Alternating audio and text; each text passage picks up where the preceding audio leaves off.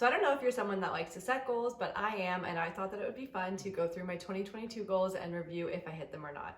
Hey, my name is Jacqueline, and I create lifestyle content on TikTok and Instagram mainly, and I'm trying to get into YouTube, so thank you for watching. So for my first two goals, I already knew by the end of February that I wasn't going to hit them because they were contingent on my job at the time.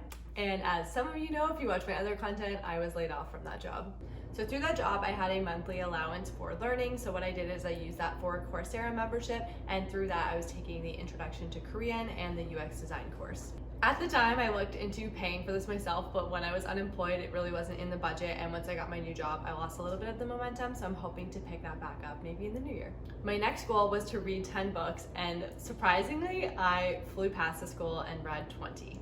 The key to this goal truly was getting my Kobo. In January, I read one book and then did not open or read a single book until July. In July, I used some gift cards that I had found to get a Kobo from Indigo, and my hope was that by not having to purchase physical books or go to the library to get physical books, I could rent them online on my Kobo and read them in an easier way. So if you're struggling to read or you're not really sure how to get books, I think a Kobo is a really great idea because the book prices in general are just a lot cheaper and you can get them for free from your library. The next was to have 10K followers on TikTok and Instagram combined. I think I set this as a goal for myself so that I would push myself to create more content, but really at the end of the day, I don't think that follower count matters as much as I wanted. I just wanted a number to have to work towards. Next was a sub 2-hour marathon, and I achieved this, but it was not without so much hard work. I started training in April and then my race was in October. Many tears along the way, lots of hard work, but I'm happy to say that I finished my half marathon in 1 hour 52 minutes, so now I'm aiming to get that under 1 hour 50. Another goal that I had was to do at least one paid Instagram campaign, and I'm really excited to say that I did 2 campaigns.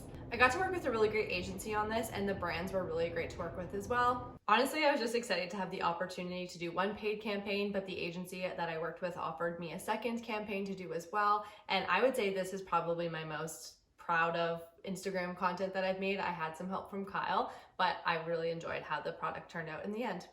Another fitness related goal was a strict pull-up without a band. Unfortunately, I did not reach this goal, but I'm so close to getting it now. Doing a strict pull-up is a pretty hard movement in general, so I knew it might be a reach for myself, especially when I went all in on endurance season and didn't get to do as much upper body work. But I did have to use a green band when I started, which was the thickest band and had the most pull, and now I've gone down to a purple band, which is a little thinner, so I do have to work harder, but I think I'm almost there and should be able to achieve this goal this year. And lastly was to cook a new recipe once a month. I stopped keeping track of this, I'd say in March, but in general, I cooked a lot more this year, which for me is pretty impressive. Kyle is typically the person in our household who used to do a lot of the cooking, but based off his schedule and because I work from home, I've had the opportunity to learn to cook better. And I'd say I did pretty good. I probably didn't make a new recipe every month, but for myself, I learned a lot of new techniques and new ways to blend flavors that I probably wouldn't have normally. So it looks like I'm giving myself a score of 3 out of 8 for completed resolution / 2022 goals. I mean, it's not really an ideal score. If you look at it in terms of percentages, it's not even a pass. But in my mind, a lot of goals are just there to help you have something to work towards, to encourage myself to be better, to try harder. So even if I didn't check off that box at the end of the year, I'm still really proud of everything I accomplished. I also made new goals along the way, which is something I think that New Year's resolutions doesn't capture really well. Sometimes your goals change and that's okay, and I don't think that you should wait until the beginning of a new year to create new goals. Now it's time to work on my 2023 goals. I'll be sure to share those, so keep an eye out.